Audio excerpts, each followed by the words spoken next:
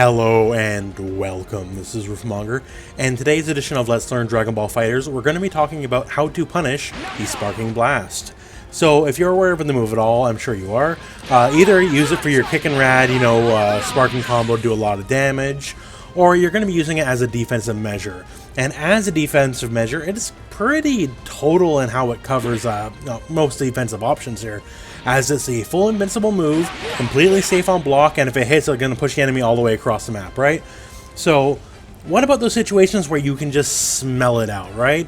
Maybe the enemy's on their last character here, and you know they're just going to wake up Sparking, right? They got a lot of blue health, they have no character. There's no way they're not going to wake up Sparking, right? So then, how do you stop them from doing it? Well, you can't stop the activation. No matter what, if they want to activate it on their wake up, it's going to happen, just so you know. But we can play around it. So now, here, let's just pick a very common situation here. You've probably seen them a million times. Old Android 16 here, he's going to go for the grab and do the level 3, right? And then he gets this nice little mix-up off this. So in this situation, the enemy is going to be very prone to want to spark out, right? And we're just going to play a scenario back just so we can see it. So here it comes. Is it going to be a high? Is it going to be a low? Is it going to be left? Is it going to be a right? I don't feel like taking the mix-up. I'm just going to sparking.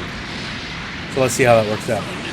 Hey, not only are we sparking, now he went for the cross-up, so he's in the corner, right? But what if, I'm the smarter than the average bear when it comes to Android 16, right? I know this guy doesn't want to take the mix-up. So how am I just going to prevent him from sparking? If I know he's going to spark and he doesn't want to take the mix-up, right? So we'll use Android 16 as a base example, and we'll just move into some other characters here. So much the same situation here. We know in our heart of hearts, this guy just doesn't want to deal with the mix-up. He's definitely going to spark, so what are we going to do? Okay, in this situation here, we could just do a backdash and go into a standing heavy for 16 because it has quite a bit of forward range, and do the punish. Now, we start basically right beside the foe after level 3, so we have enough time to kind of backdash and then move ourselves back in with the stand heavy to catch that sparking movement, because while the move is invincible on startup, that little bit here before you touch the ground here, as you can see here, when you are in the air, you gotta touch the ground again, you're a bit vulnerable in that situation. So another situation, if you just know they're gonna spark, right? It doesn't really matter where you are in position to them on the screen, as long as you're fairly close. So what you wanna do here is you wanna just jump up and do a basic key blast, and then you can kind of convert to, whatever combo of your choice, and go from there. So the key blast in the vanish is always pretty much going to work. Now, this only precludes they did do the sparking blast, right? Because if they didn't, you may hit them, you probably won't, they'll block it, right? And then while it's still advantageous to be sparking, or sorry, to have the vanish beside them, you're going to vanish yourself into the corner, which, could be some fairly bad news, right? So characters with longer basic key blasts in the air, like say someone like Vegeta who can easily pop out several ones here to see if he gets a hit connection or not, that's going to be better than say someone like Android 18 who can only get the very shallow angle, have to like super jump above the person and then go from there, which is not as ideal.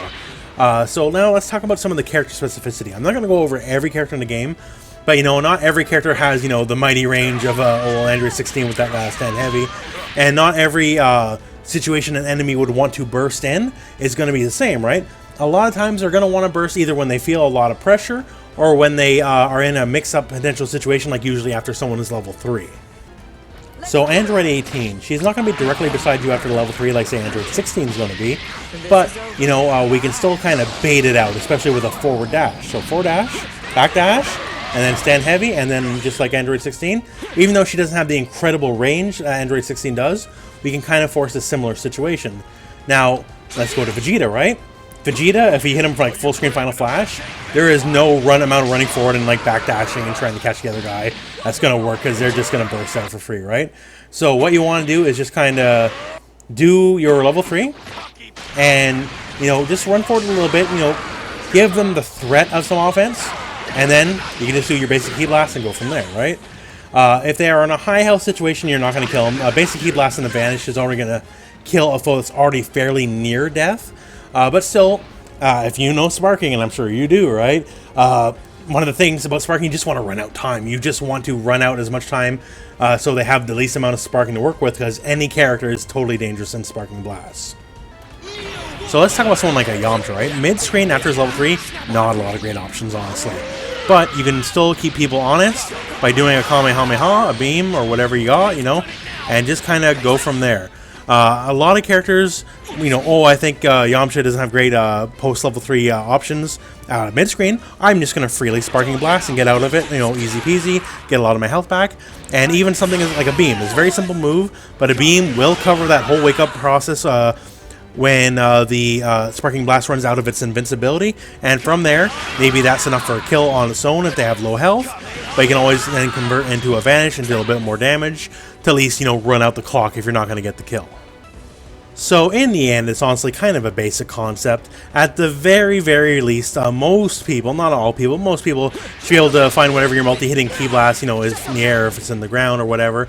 Not everyone's going to work the same way, but find whatever a projectile is, and after you get whatever knockdown or whatever you scared to spark on you, just back up a little bit, do it, and go to a Vanish or something.